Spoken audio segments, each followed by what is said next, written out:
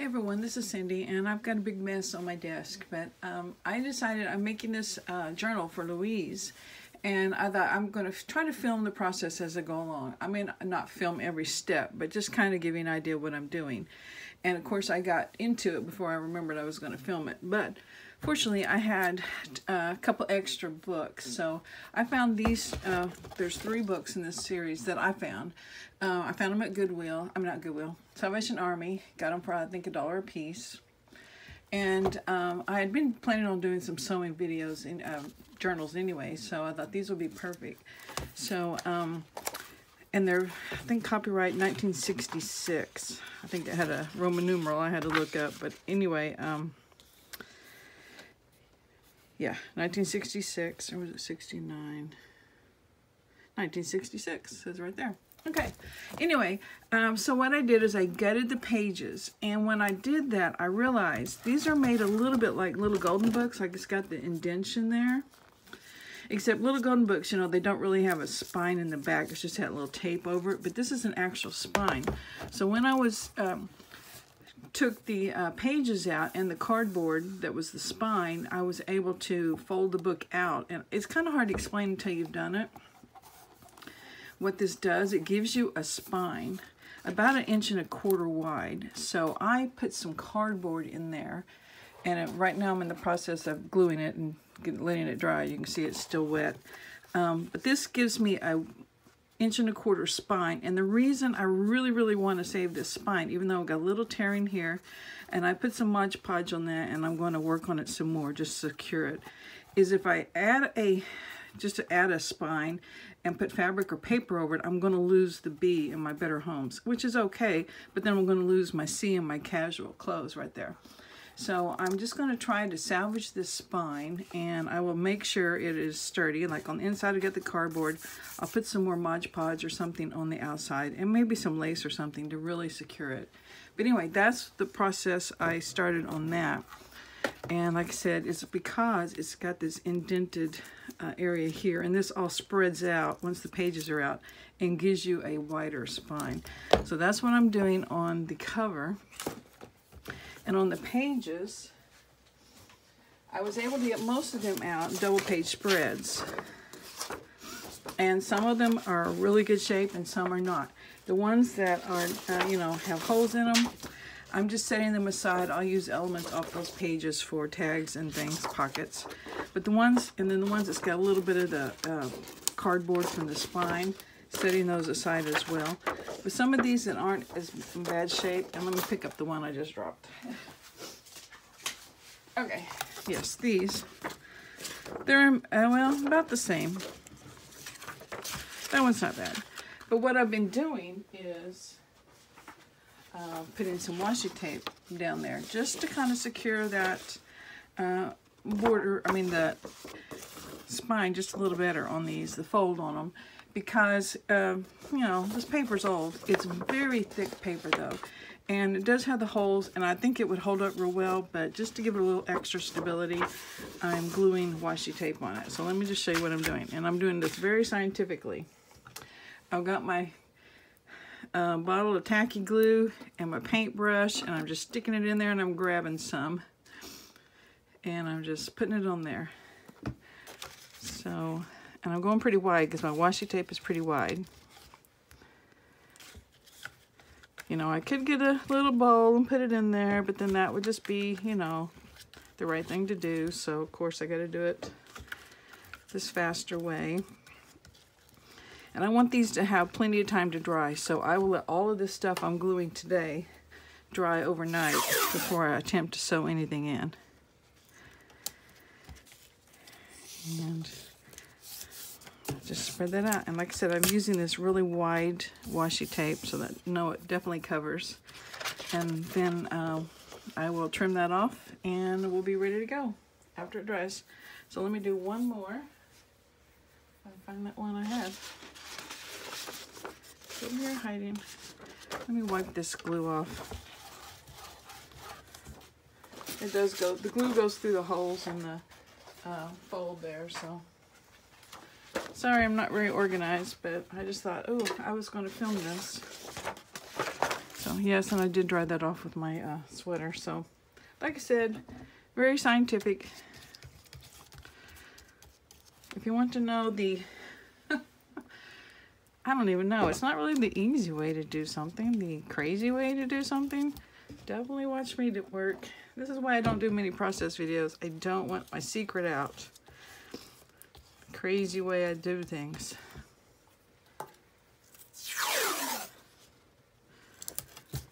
And this washi tape was wide, and it also picks up the golden colors in the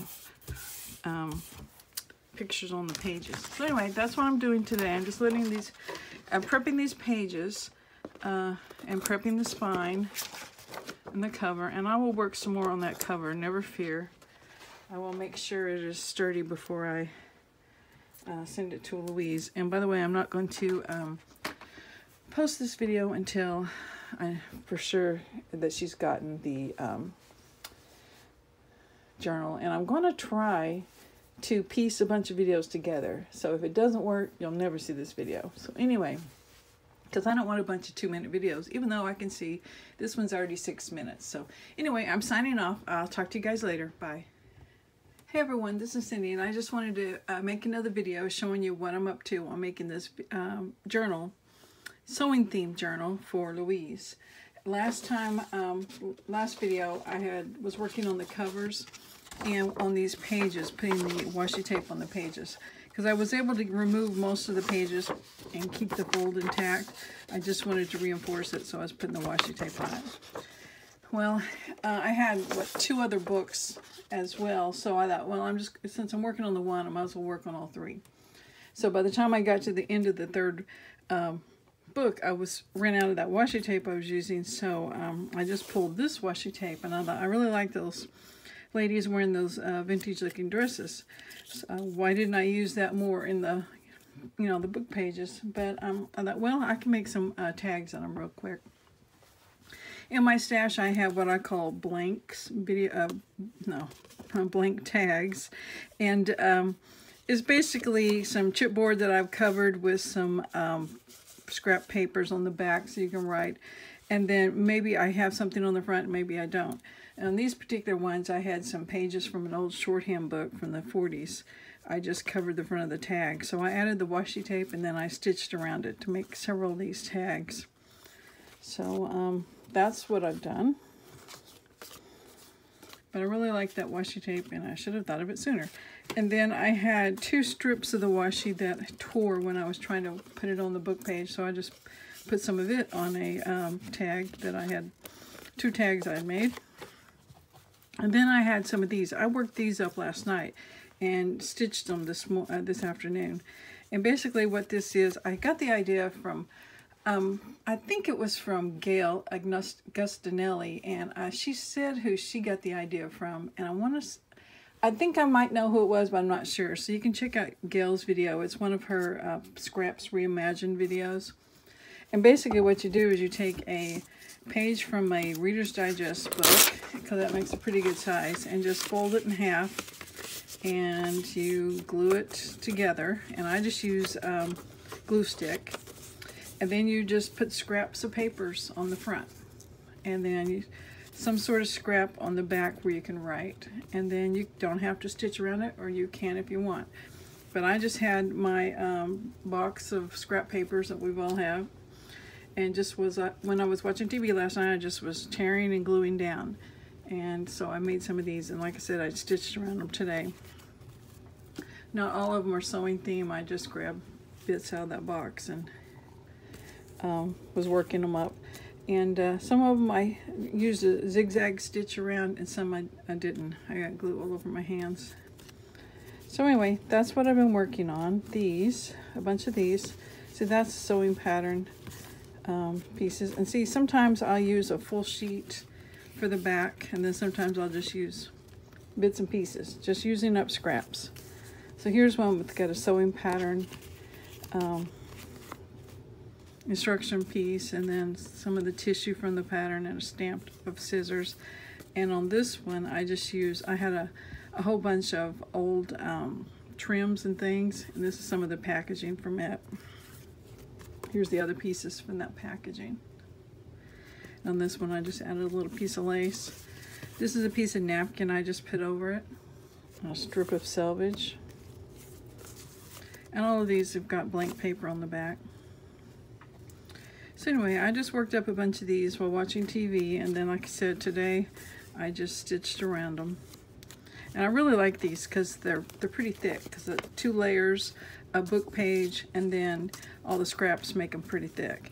This is a pocket I made for the journal that is just a piece of packaging from bias tape, and I just folded it out and glued it to a couple of thicknesses of book page and stitched around it, and that will make a pretty good pocket. I made these banners too, just while sitting there, and it's just book pages folded over. And on mine, I put some paper on the back, excuse me, paper on the back where you can journal, and that way when you clip it into the book, it makes like a little hidden journaling spot. This is a belly band I made out of book page, and I just happen to have this scrap from this crochet magazine.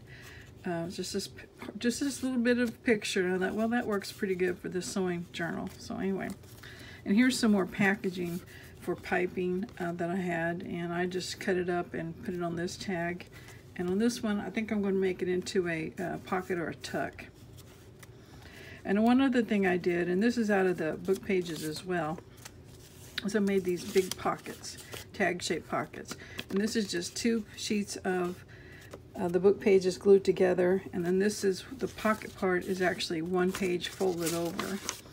And that gives it thickness, and then you just put it there and then stitch around it. So you can see I stitched here to kind of reinforce that fold a little bit, and then you just glue that on the page, and then you've got a pocket.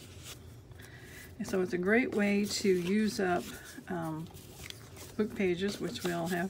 And this, none of these ideas were mine. I just got them from other people's videos, but this is just what I've been working on for the next, well, not necessarily the next stage, but just something I could work on while the book pages were drying. So anyway, I'll keep working. I'll talk to you later. Bye. Hey everyone, this is Cindy, and I'm just here with another update on the journal I'm making for Louise. Yesterday I talked about the cover, how I was putting a spine in, and how I had made some journaling cards and stuff while watching TV the night before. Today I put a piece of scrapbook paper over that cardboard that I added onto the spine, so it's ready to go. So I'll probably let this dry a whole nother day since I have, fresh glue under this. But the spine should be, the cover should be ready. And now I'm just collecting papers, and I just pulled a bunch of scrapbooking paper from a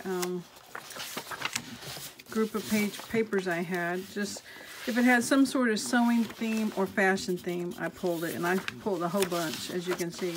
I won't use near all of these, but anyway, I can make a selection.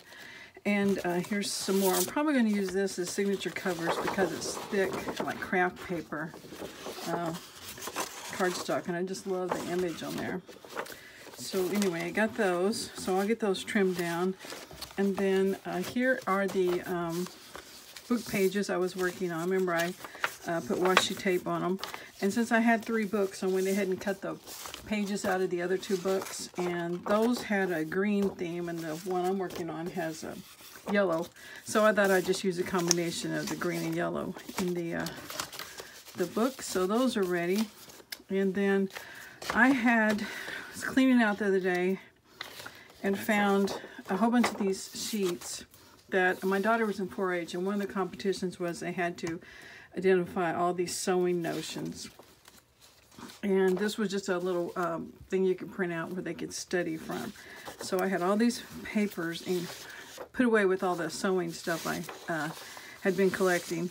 And I thought, well, that'll be great, but it's just plain copy paper, and they were white on the back. So I thought, what can I do, to dress up that back? Well, Gail Agnostinelli had shown how she took clear plastic wrap and used napkins and sandwiched the plastic wrap between her paper and the napkin, and then you put some parchment paper over it, and then you iron it on there. And I thought, well, I'm going to give it a try. So this backing on this is actually this stuff that we've all seen if you ever had to do a sewing project. So it's regular pattern paper that comes in a package of a pattern, and I just glued it, ironed it on this paper with this plastic wrap, and it worked great.